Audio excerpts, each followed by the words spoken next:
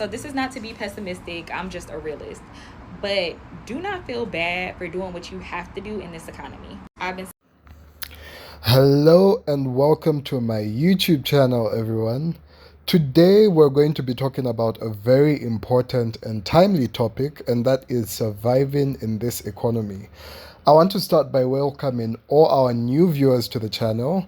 Thank you for joining us. If you're new here, please consider liking, commenting, and subscribing to the channel. We appreciate your support. And to our loyal viewers, thank you for revisiting the channel. We're glad to have you back. If you haven't already, please subscribe to the channel so that you're informed when a new video is posted. Now, let's get started. The economy is tough right now and the prices keep going up every day. It's hard to make ends meet and it's even harder to save money. But don't worry, we're going to get through this together. In this video, we're going to talk about inflation, multiple sources of income, as well as financial literacy and more. So I'm going to play you 4 videos, and after they are done being played, I'm going to give my 2 cents afterwards. So see you on the other side. So this is not to be pessimistic, I'm just a realist. But do not feel bad for doing what you have to do in this economy. I've been seeing people post about how they had to give up their new car or how they had to go back to a 9-to-5 after doing entrepreneurship, move back in with their parents. And I know that it sucks. I just wanted to stress to you that it's not your fault. It's really the economy. As a millennial who lived through pre-pandemic and then now, it was totally different. Yes, I was able to pay off my car, but my car note was $300 a month. It was only $16,000 for a brand new car at that time. You can't find a brand new car for that price anywhere. Another thing too, when I was paying rent, it was $800 back in 2017, 2018. And that was for a 3-bedroom. That same apartment right now is $1,400 a month for a 1-bedroom. House prices, I could literally write an essay. I could write a book. The interest rates, of course, were way lower, but the house prices were not crazy. I bought my house for $165,000. The houses in my neighborhood right now are going for almost $300K, which is crazy. I say all that to say you can't take accountability for things that are just simply not your fault. Jobs are not paying that much. The economy is going up. Eggs are $31. So when it comes to doing what you have to do to survive in this economy, do not feel bad. It's just a sacrifice. This is what I'm struggling with in America right now in my 20s. Why is everything so expensive? Why am I making more money waitressing than I would make using my college degree? I barely have a life. I have 2 days off and I work Wednesday to Sunday, doubling just to pay my bills. At 22 years old, all of my bills are in my name. I have no help. How are y'all affording housing? In Myrtle Beach, a 1-bedroom apartment is $1,500. Bullshit. How are y'all getting insurance, going to the doctor, getting medicine? And then some of us are trying to be TikTok influencers. Who knows where that's going to get me? Me and my boyfriend are saving, but we barely see each other during the week, and it feels like we're working our asses off for nothing. Do we need to move somewhere for a better job opportunity that we don't know about? Do any of y'all really know what you want to do with your life right now? It is so scary being in America right now. If you can relate to this, if you have any advice, please comment and let me know. It's ridiculous. How are y'all making it? No, literally, how are y'all making it? Because, little backstory, I decided back in January that I was going to monetize on this app. Every dollar I made, no matter how big, how small, was going to go to a savings account, and that was going to be money for a down payment on our house. Because if you don't know, me, my husband, and our 2 kids are living with my parents. Spoiler alert, that's not happening. We're having to take that money I'm making and use it to get by until the next week, on top of my husband's income. My husband's making the most money he's ever made, and this is the brokest we've ever been. Make it make sense. I'm not a bougie bitch. I might get my lashes done, but my friends do my hair. I don't get my nails done. Like, I'm really not that high maintenance. We try to live within our means. We truly do. It's like no matter how much you don't go out to eat, no matter how much you don't spend money, you're still gonna be broke. Why? Because that is the world that we live in. So I know I'm not as educated as I should be when it comes to voting. All I know is that shit was a lot better 4 years ago. I could afford to breathe and I had my own house. Right now, nobody can afford housing. Nobody can afford food. And if you can, congratulations, because you're far and few. So please, for the love of God, take that into consideration come November and make a change, because I am tired. I am tired of living like this. How are people surviving financially nowadays? because me and my husband make decent money. We only have one child. We have regular cars. We're still paying them off, so we have car payments. We live in a decent area, nothing fancy. And I feel like we're constantly struggling. And there's people that make less money than me and us, actually, and they're living wild lives. Like, are people just racking up all this debt? Or am I just doing something really, really, really wrong? Because I feel like I'm always trying to pay something off, or I'm always on a budget. And then student loans are due next month and nobody's talking about it. Like, how? Now that we've watched the video, let's talk about inflation in detail. Inflation might be a new word to some of our viewers, so I do not like to take that for granted. So I will explain it in detail so that we are all on the same page collectively. So inflation is when prices of things like food, housing, and clothing go up over time. So it means that the money that is in your pocket does not go as far as it used to months ago or years ago. So I'll give you some practical examples of how inflation works. So imagine you had $100 last year and you could buy 10 pizzas with it. But this year, the price of pizzas went up, so you can only buy 8 pizzas with that same $100. Another example I could give you is, imagine you're renting an apartment and your rent is $1,000 per month. But due to inflation, due to the rise of prices when it comes to goods and services, your landlord raises the rent to $1,100 per month. Another example, and the last example that I'll give is, imagine you're saving up for a car and you need $10,000, but due to inflation, the price of the car goes up to $11,000. So it is basically the rise or the increase in the price of goods and services over time. And if you are working and you lived through the pandemic and before that, I'm pretty sure you know exactly what I'm talking about. Now, for the women that are talking about what they are experiencing, I would like to share some tips that might help. For instance, let's talk about the importance of having multiple sources of income to battle inflation. So having multiple sources of income means that you're not relying on just one source of money to survive. And this can help you better withstand inflation and economic downturns. So you may have a 9 to 5 job, which could be the goose that is laying the egg for you when it comes to finances, right?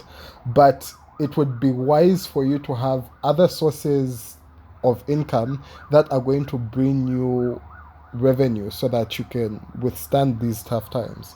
So I'm also going to give you 6 practical tips on how you can make passive income. The first is invest in stocks and real estate. Real estate tends to gain value over time depending on the location or your geographic location that you live in. I know in some areas it downgrades, but where I come from, for instance, in Zambia, if you buy land today, the price is going to increase exponentially as people shift into that particular area. So investing in real estate as well as stocks is one way of making passive income, especially if you build a house or you build a block of flats. It is a sacrifice, yes, but it's going to be worth it in the long run. And before you get into any of this, please, please, please do your research so that you are not scammed, so that you're not a victim of being scammed or being crooked. The second one is starting a blog or a YouTube channel. Blogs and YouTube channels pay well if you are consistent with your content, if you follow their guidelines, and also if you have more subscribers. So building an audience and being consistent with your YouTube channel and your blog and finding ways of monetizing it can make you have passive income. Another one is investing in creating a mobile app or a game. So in this time and age, we are living in the digital area. So in the digital era rather. So you can invest in creating an app that can bring you a source of income passively as you are working your 9 to 5 job, and so that when inflation hits, it doesn't hit you as badly as it normally does. So in that light, it's also important to know about what financial literacy is. So, financial literacy is the ability to understand and manage your finances effectively. I have personally seen people who've got PhDs, who've got master's degrees. They are very gifted and intelligent when it comes to their craft.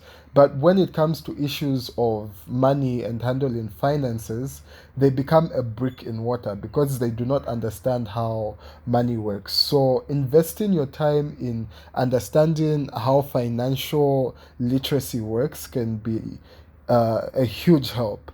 So it includes things like budgeting, saving, investing, and managing debt.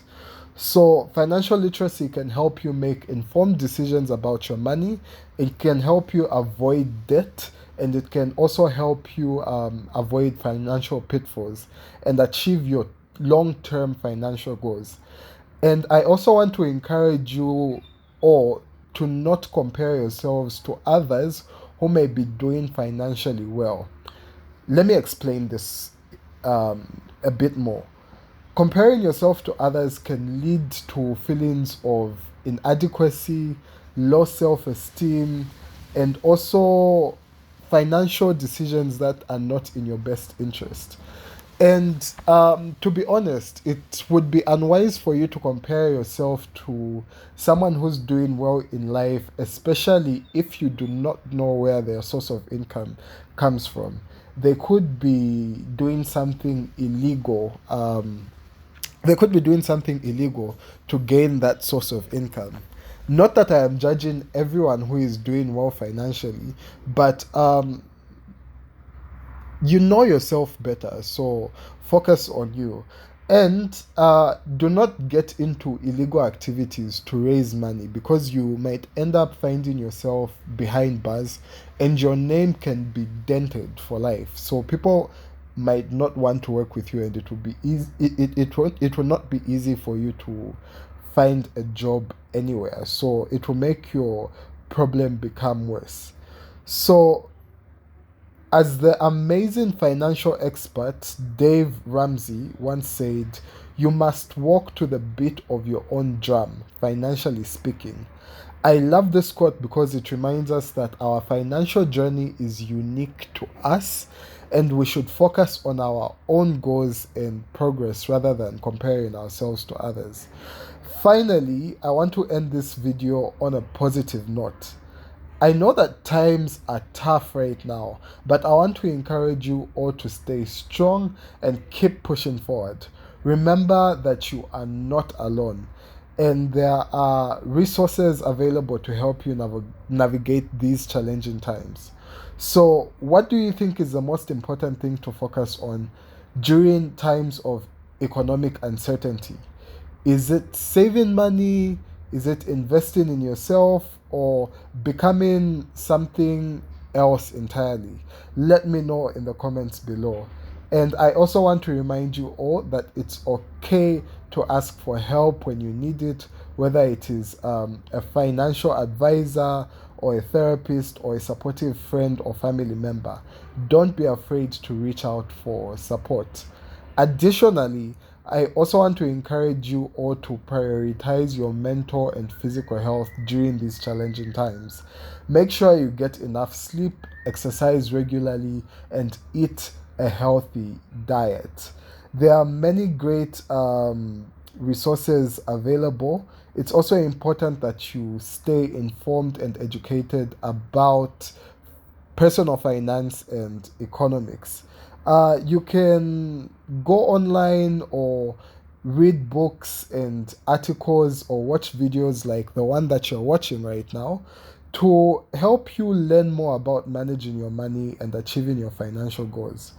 Remember, surviving in this economy requires patience, persistence, and a willingness to learn and adapt.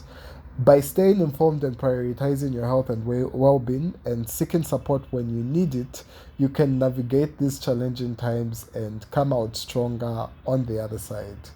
And finally, I want to leave you all with a positive affirmation to remember, and it goes as follows: I am capable and resilient, and I trust myself to make wise financial decisions. Repeat this to yourself whenever you need a boost of confidence and motivation. So, before we go, I want to remind you all to like, comment, and subscribe to my channel for more content on personal finance, economics, and more. And if you have any questions or topics you would like to discuss, please leave them in the comments below.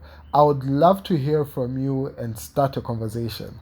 Thanks for watching, everyone. I'll see you in the next video, but for now, it's goodbye.